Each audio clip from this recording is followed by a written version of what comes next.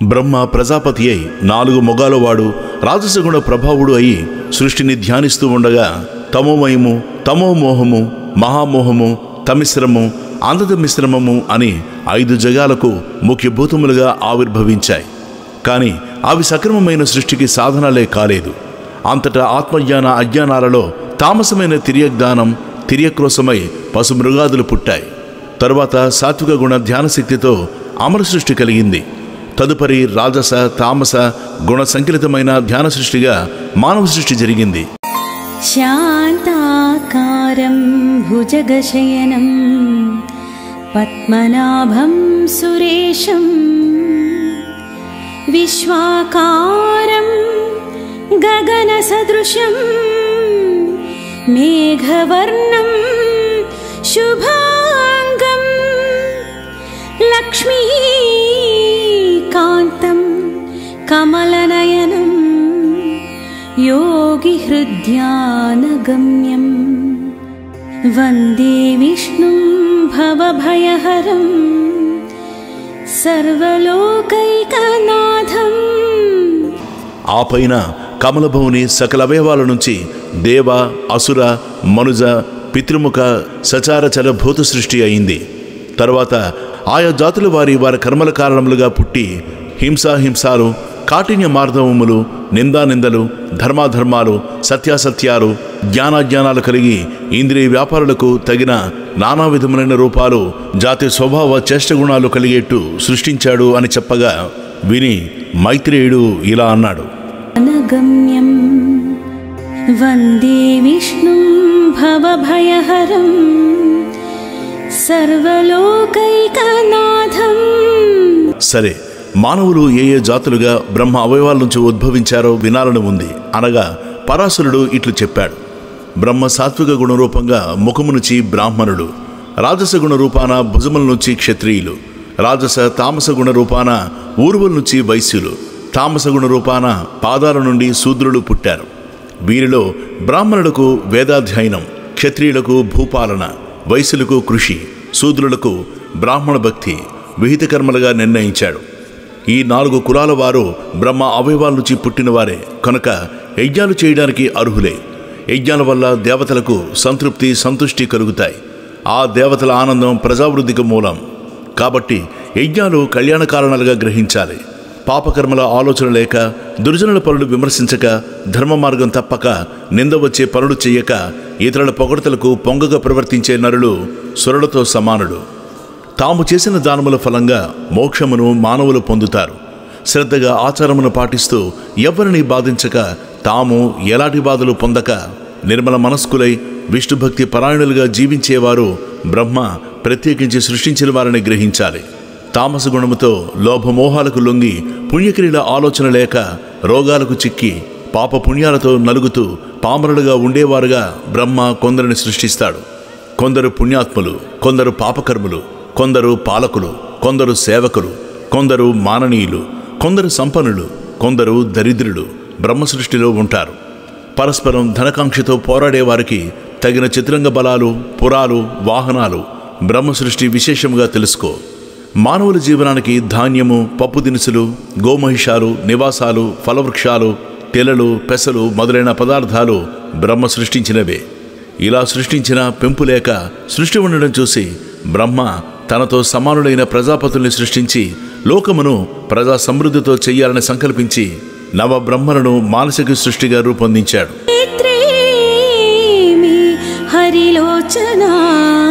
వారు భృగువు, పులస్త్యుడు, పులహు, క్రతువు, అంగీరసుడు, మరీచి, దక్షుడు, అత్రి, వశిష్ఠుడు, ఖ్యాతి, భూతి, సంభూతి, క్షమ, ప్రీతి, సన్నపి, ఊర్జ, అనసూయ, అరుంధతి అనే కన్యకలను సృష్టించి అలాగే సనకాది యోగులను మానస సృష్టిగా సృష్టించాడు. వారు సంసార విముఖులై బ్రహ్మ విద్యా పారంగతులై తపశ్చర్యకి జీవితాలు అంకితం చేసిన మహాత్ములయ్యారు. తర్వాత పద్మాసురుని కనుబొమ్మల నడుము నుంచి కాముని సహితుడై మధ్యాహ్న భాస్కరుడిలాగా ఫాలాక్షుడైన రుద్రుడు ఉద్భవించాడు. ఆ అర్ధనారీశ్వరుడి వెంట మరి 10 మంది జన్మించారు. మొత్తం వారు ఏకాదశ రుద్రుడు. తర్వాత బ్రహ్మ ఒక పుత్రుని పుట్టించాడు. అతడి పేరు స్వయంభువ మనువు. శక్తియుక్తులకు ఆ తండ్రి లాంటివాడు. అతడు శతరూప అనే కాంతను పరిగ్రహించాడు. ఆ వధూవరులకు ప్రియవ్రతుడు, ఉత్తానపాదులు అని 2 కొడుకులు, ప్రసూతి, ఆకుతి అని 2 కూతుళ్ళు కలిగారు. దక్షుడు ప్రసూతిని, రుచికుడు ఆకుతిని చేపట్టారు. వారికి యజ్ఞుడు అనే కొడుకు కలిగాడు. అతడు దక్షిణయందు యాములు అనే కొడుకులు 12 పుట్టి దేవగణములయ్యారు. దక్షిణకు ప్రసూతి యందు 24 కూతుళ్ళు జన్మించారు.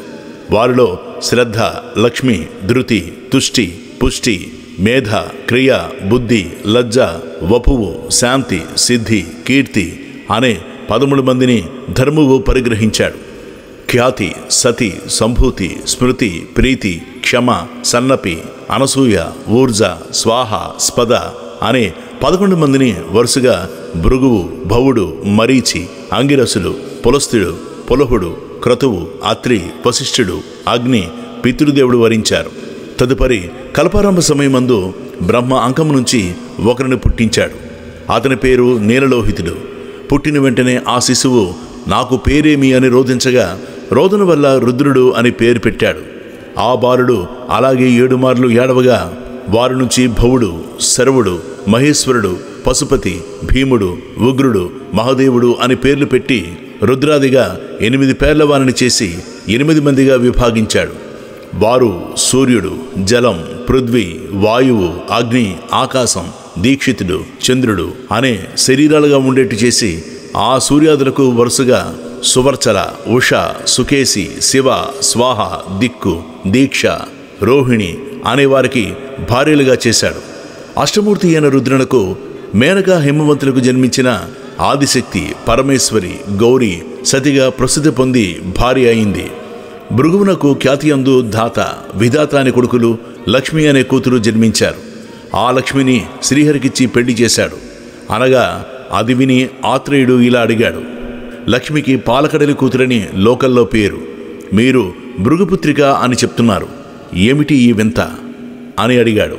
హ్యం పాతు ఋషికేశ పృష్టం పాతు మమావ్యయ. శిష్యుని ప్రశ్నకు గురువు ఇలా చెప్పాడు, మైత్రేయ, సర్వభూతమయుడైన వాసుదేవుని మాయాశక్తి లక్ష్మీ రూపముతో అతనికి తోడే ఉంటుంది. కనుక లోకాలకు సంపద కలిగించే వైన పరికరాలన్నీ శ్రీచిహ్నములని చెప్పదగినవి. ఇంతెందుకు, లోకాలలో చరాచర భూతకోటి యందు అందమైన స్త్రీ రూపాలన్నీ లక్ష్మీ రూపాలు, పురుషాకారములన్నీ హరిమయములని గ్రహించు. పాలకడిలో పుట్టి రమాదేవి వాసుదేవుని దేవి అయి లోకల్లో ప్రసిద్ధి పొందడం వేదవాక్కు. ఆ వృత్తాంతం మరచి బ్రహ్మముఖతః నేను విన్నది చెప్తాను విను. అత్రికి అనసూయందు శంకరాంశతో జన్మించిన వాడు దుర్వాసుడు. కోపానికి పురుష రూపం. కోపించాడంటే బ్రహ్మాదుల్ని కూడా గడగడలాడించగల అపర రుద్రుడు. తాపసులలో మిన్నగా పేర్కొన్నవాడు. ఒకప్పుడు భూమినంతను పరిభ్రమించి ఇంద్రలోకానికి వెళ్ళాడు. అప్పుడు ఒక విద్యాధర కాంత నందనవనంలో ఉన్న పారిజాతం నుంచి పువ్వులు కోసి దండాల్లి పట్టుకుని ఎదురొచ్చి దుర్వాసుని చూసి ఆ దండ ఇచ్చి నమస్కరించి వెళ్ళిపోయింది. దుర్వాసుడు దండను తన జడలకు వేలాడగట్టి విలాసంగా ఏనుగులాగా నడుస్తూ వస్తూ ఎదురుగా ఐరావత రోడ్డుడై వస్తున్న ఇంద్రుని చూసి కొంచెం పక్కకు ఒత్తిగిలి నిల్చున్నాడు. ఒకంతసేపటికి ఇంద్రుడు దగ్గరగా వచ్చాడు. వెంటనే దుర్వాసుడు తన జడలలో ఉన్న పూదండను తీసి ఇంద్రునికి అందించి దీవించాడు. ఇంద్రుడు ఆ దండను అంకుశముతో అందుకొని అలక్ష్యంగా ఐరావతం కుంభస్థలం పైన ఉంచాడు. ఆ పూదండ పరిమళానికి గండు తుమ్మిదలు రొద్ద చేస్తూ దానిమీద వాలగా ఐరావతం బెదిరి ఆ పుష్పమాలికను తొండముతో కింద పడవేసి కాళ్లతో తొక్కి రేకులోడగట్టి నలిపి విసిరివేసింది. ఇటు అటు ఉన్నవారు ఇంద్రుడు ఏనుగు చేసిన పనికి చప్పట్లు చరుస్తూ పకపక నవ్వసాగారు. దుర్వాసుడ వికారపు పని చూసి నిప్పులు రువ్వే కళ్ళతో చూసి, ఔరా ఇంద్ర, అమరాధిపతివని ఆదరించి మన్ననగా పూదండి ఇస్తే రాజ్యాధికార మదంతో ఇలాంటి దుర్వినీతి పని చేస్తావా? నీ సిరి సంపద సముద్రంలో కలియుగాక అని శపించి వేడిని తూర్పులు విడుస్తూ వడివడిగా అడుగులు వేస్తూ వెళ్ళిపోయాడు. సర్వరోగ ప్రశమనం. వెంటనే ఇంద్రుడు ఏనుగు మించి దిగి పరుగుతుకుపోయి దుర్వాసుని పాదములకు సాష్టాంగముగా నమస్కరించి లేచి చేతులు జోడించి, మహామునీంద్ర, క్షమించు, నా తెలివి తక్కువతనం క్షమించు, అనుగ్రహించు అని గద్గద కంఠుడే ప్రార్థించగా దుర్వాసుడు నెయ్యి పోసిన అగ్గిలాగా మరింత ఉడికెత్తి, దురాత్మ, మర్యాద మన్నన లేక నన్ను అవమానిస్తావా? ముజ్జుగాల దొరతనం అంత మత్తెక్కించిందా? అలా చేసిన అవమానం చాలక ఇంకా ఏదో అని నన్ను వలలో వేసుకోవాలని చూస్తున్నావా? నోరు మూసుకుని పోతివా సరే, లేదా నీ పేరు ఊరు లేకుండా శపిస్తాను చూడు. ఆనాడు దొంగవేషం వేసి అహల్యను అవమానించి గౌతముని చేయి దయదలిచి బ్రతికి వచ్చావు. నేను గౌతముణ్ణి కాను. నా కోపానికి అగ్ని కూడా బూడిదవుతాడు. అత్రి మహాముని కొడుకును తెలుసా? పో, నువ్వు ఇంకా ఏమైనా అన్నావో నీ బ్రతుకు నడివీధి మెతికవుతుంది. భరించరాని అవమానం చేశావు, పోరా అని వడివడిగా పరుగెత్తినట్లు వెళ్ళిపోయాడు. చేసేది లేక ఇంద్రుడు వెనుదిరిగి వచ్చి కందిపోయిన హృదయంతో కుందుతూ ఐరావతం ఎక్కి ధారగా కన్నీరు కారే కళ్ళతో భవనానికి వెళ్ళాడు. అంతే, అమరావతిలో ఒకటే కలకలం. ఏమిటా అని బెక్కమొగముతో భవనం నుంచి వెలుపలకు వచ్చి నిల్చున్నాడు. అప్సరసలు, కల్పవృక్షాలు, కామధేనువు, ఐరావతం, ధనరాశులు ఒకదాని వెంబడి ఒకటి పెనుగాలికి దొల్లిపోయినట్టు పోయి అదృశ్యాలయ్యాయి. ఇంద్రజాలలాగా అయి అమరావతి సర్వశూన్యమైపోయింది. దుర్వాసులు పెట్టిన శాపం ముల్లోకాల ప్రభువుకి తగిన ముజ్జుగాలుగా ఆవరించింది. ధరలో దాన ధర్మాలు తెరచాటయ్యాయి. అనావృష్టి, సస్యనాశనం, ధనధాన్యాల తరుగుదల, యజ్ఞాలు పేరుకే, మరి దేవతలకు ఉపవాసం. ఇలాంటి దౌర్భాగ్యం పట్టింది.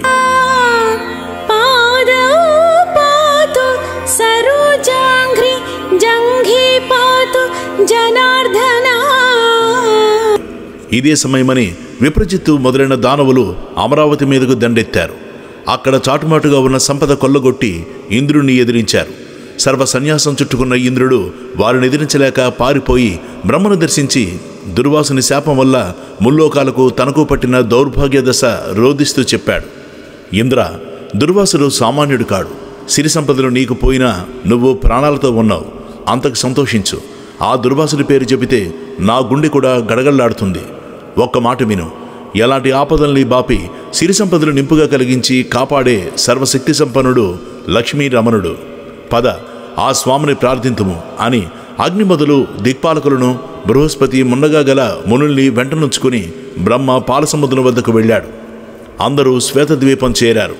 ఆ ద్వీప నడుమునున్న వైకుంఠమును, దానిలో లక్ష్మీ మండపంపై సనకాదుల దివ్య ప్రసంగాలు వింటూ ఉన్న కోటి కందర్పమూర్తిని, పుండరీకాక్షుణ్ణి, దివ్యాలంకార శోభితుణ్ణి, పీతాంబరుణ్ణి, లక్ష్మీ మనోహరుణ్ణి దర్శించి ఆనంద పరవశులయ్యారు. వివిధ రీతులా స్తుతించారు.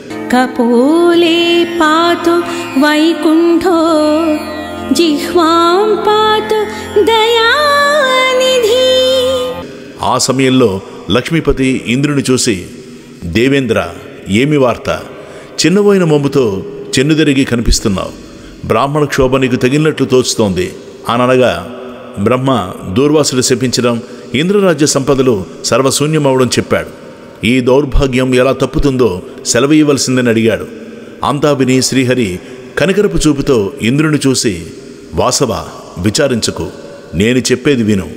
దిక్పాలకులతో వెళ్ళి రాక్షసులతో కపటపు సంధి చేసుకుని వాళ్ళు మీరు పాలసముద్రంలో ఔషధిలతలు వేసి మందరగిరి కవ్వముగా, వాసుకి త్రాడుగా ఆ సముద్ర మదనం చెయ్యండి. నా సహాయం సమయానుసారంగా ఉంటుంది. అమృతంతో సహా మిగతా వస్తువులు ముల్లోకాల వైభవానికి కారణముక్తులైనవన్నీ వస్తాయి. అమృతపానమవుతుంది. ఆ పోయిన సంపదంతా మీ వశమవుతుంది. రాక్షసులకు చెందేది శ్రమ మాత్రమే. నువ్వు యథాపూర్వకంగా ముల్లోకాల అధిపతి అవుతావు. వెళ్ళు అని ధైర్యం చెప్పి పంపించాడు. అందరూ ఆనందంగా వెనుదిరిగి వచ్చారు. చమత్కారంగా మాట్లాడి దరుజులతో సంధి చేసుకున్నారు. మందరగిరిని పెళ్లగించి తెచ్చారు. వాసుకిని కవ్వపుతాడుగా చుట్టి పాలకడలో వేశారు. ఔషధిలతల చుట్టూ ఉంచారు. అడుగున ఆధారం లేక మందరగిరి లోనికి దిగజారింది. ఇంద్రుడు మనస పుండరీకాక్షుని ధ్యానించి ప్రార్థించగా పద్మాక్షుడు వచ్చి 1,00,000 యోజన విశాలమైన కూర్మరూపం ధరించి జరదులో ప్రవేశించి మందరగిరిని పైకెత్తి తన వెన్నుపై ధరించాడు. నిజరూపంతో వచ్చి దేవదానవులు చూసి తరబండి అని ప్రోత్సహించాడు. దేవతలు వాసుకి తోకను, దానవులు తలను పట్టుకుని మందరగిరిని తిప్పనారంభించారు. వాసుకి శ్రమపడుతూ విడిచే నిట్టూర్పులతో విషజ్వాలలు వచ్చి దానవుల్ని బాధించేవి.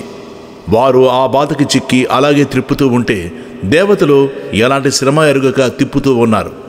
అలాగూ తరువుగా సముద్రం నుంచి కల్పవృక్ష కామధేనువులు, చింతామణి, రంభాద్య అప్సరసలు, ఐరావతం, ఉచ్చైశ్రవం వెలికిరాగా శ్రీపతి ఆ సమూహాలను ఇంద్రునికి అప్పగించాడు.